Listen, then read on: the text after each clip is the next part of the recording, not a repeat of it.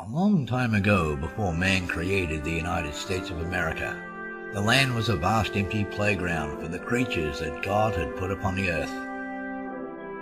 Valleys, mountains, and great plains of grass stretched forever, giving the beasts of the land bountiful joy. By the 16th century, many wars had been fought over the newly discovered lands.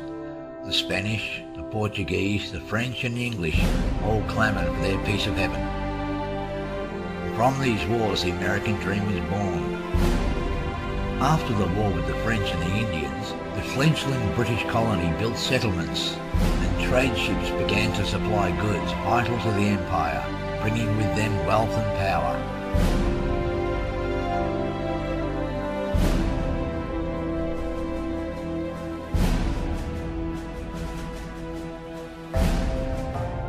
The colonists, who called themselves Americans, enjoyed protection and trade that the British provided, but not the administration cost and the taxes that went with it. British troops had been on what was classed as American soil since the end of the Indian Wars, but this presence had become an increasing financial burden to the Crown. By 1773, the smouldering resentment of the British in the new colonies threatened the empire, and the King of England had no choice but to suppress the unrest that was spreading. More soldiers were dispatched to protect the vital political power base of the empire, and the Great New War took hold in 1776.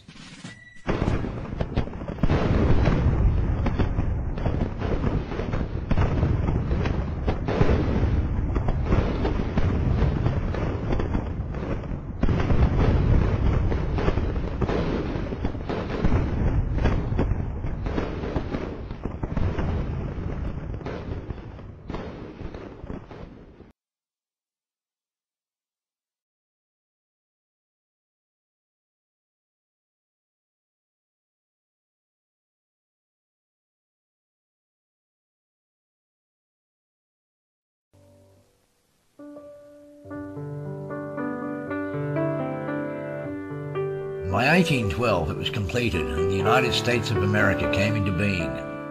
They had their own government, constitution and continental army, giving them the freedom they so badly wanted.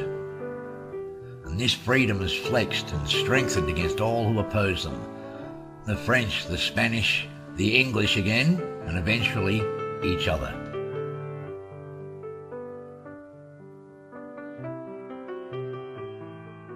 The next half-century saw the development of a new nation with the redrafting of the Constitution that was delivered following the War of Independence. It protected their rights to do pretty much what they liked to whomever they liked.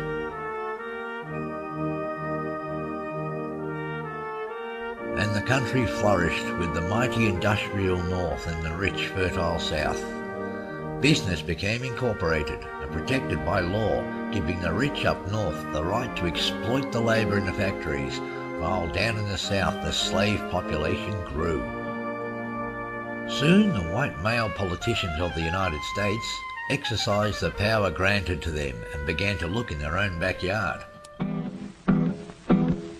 In 1861, 3 bulls, says I. In 1861, 3 bulls, says I.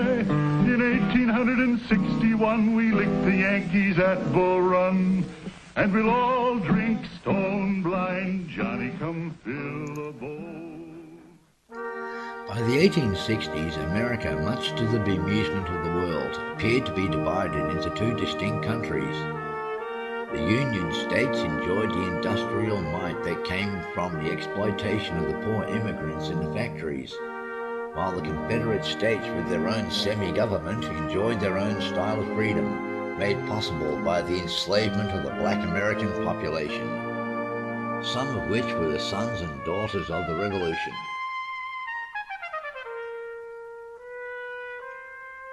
The South was a land of plenty, with an aristocracy left over from the days of colonialism. Grand balls in their big houses were serviced by slaves.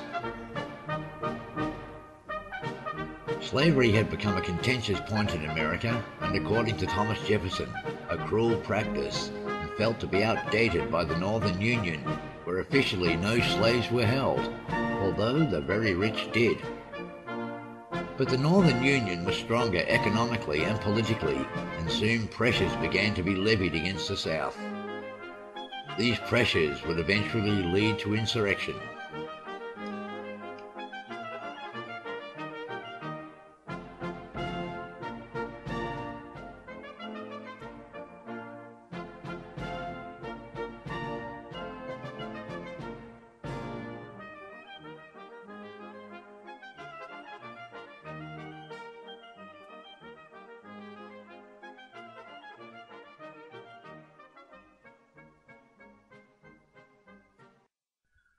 Eventually, by popular vote, the southern states split from the Union to form their own country, called the Confederate States of America, and even elected their own president. And soon another great war began, and a war like no other.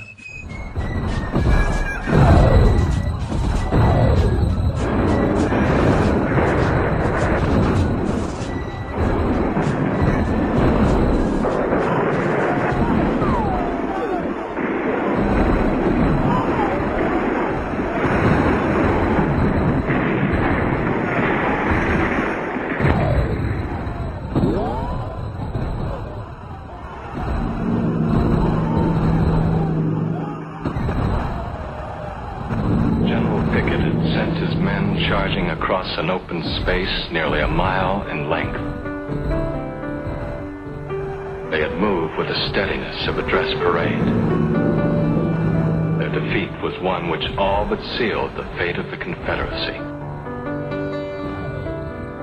By 1865, many hundreds of thousands of dead littered the fields of this once proud democratic nation. The war had ended, and the Northern Union had won, and in the courthouse of Appomattox, these words were spoken. With malice toward none, with charity for all, let us bind up the nation's wounds, to care for him who shall have borne the battle, and for his widow and his orphan, to do all which may achieve and cherish a just and lasting peace among ourselves and with all nations.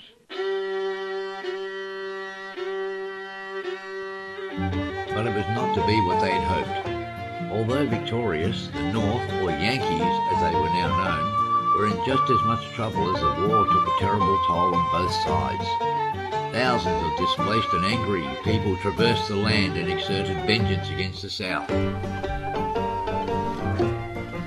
True, the war was over and the slaves were free to be absorbed into the Union as a new, lowly paid workforce in the factories, bringing with it new problems. The period of unionisation and reconstruction had begun, with land grabs by greedy carpetbaggers who sacked and pillaged their way across the land, taking what they wanted and exploiting the war-weary Southerners, while the once proud men of the South returned to their homes, which were a smoking ruin.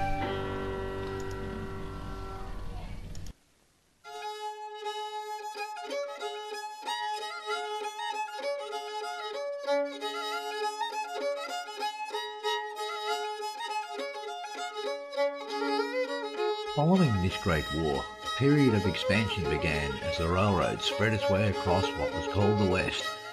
And again Americans did what they did best, Americanise, and the local indigenous population suffered. Untold millions have died since the white man settled this once empty land. In the vast expanse known as the Wild West, Horace Greeley, Yankee catch potato, told people where to go, and the railroad pressed on, creating new towns and cities.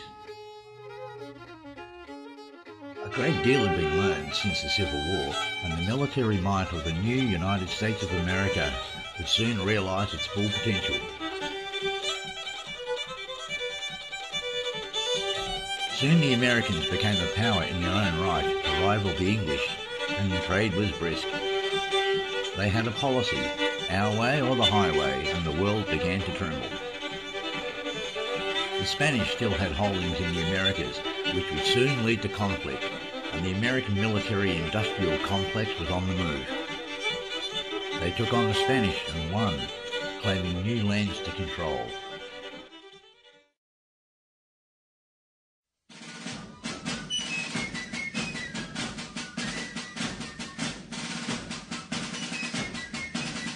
This new century was one of rampant freedom for the Americans, with a new global doctrine and a new president in the White House, ensuring that peace and democracy flourished in places like Africa, Asia and Central America. They built a Grand Canal in Panama and imposed the will upon free trade in the area, and built army bases here and there. The Stars and Stripes began to fly across the globe as the Marines moved into places like Lebanon, Manila, Cuba and Alaska, which they bought from the Russians, and allowed the US a backdoor into Europe.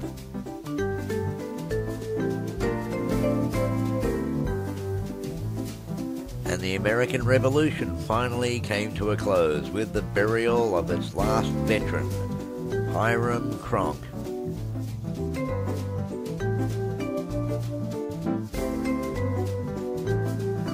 While elsewhere in the world, the powers that are began to mill around each other like sharks in a tank. The Austro-Hungarian and German empires threatened the world with their own style of peace, just like in Hiram's day. Just a few more years and he would have seen his nation blossom. The First World War began in Europe and millions would die before the United States became involved, bringing it to an end. And the democratic peacemakers can begin to forge a new era of political power basing.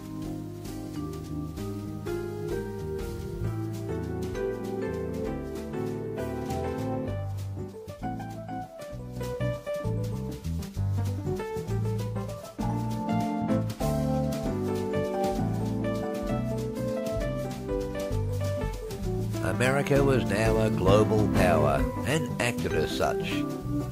And our way or the highway mentality meant a new world order. Democracy whether you wanted it or not. American gunboats ruled the waves in a new form of political doctrine called gunboat diplomacy, and the old powers began to fall by the wayside. The Imperial Russian Navy was beaten by the Imperial Japanese Navy, leaving a new threat on the horizon.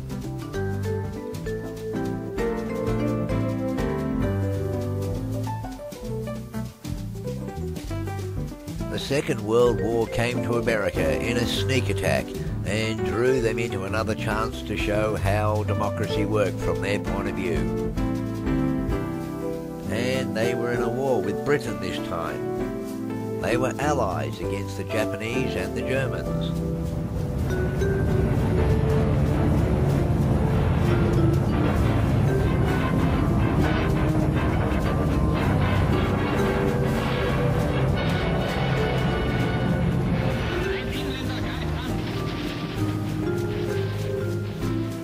It ended after 5 years, and America was the power that won it with its fearful new weapon, the atomic bomb. This made them a superpower, and no one dared say no.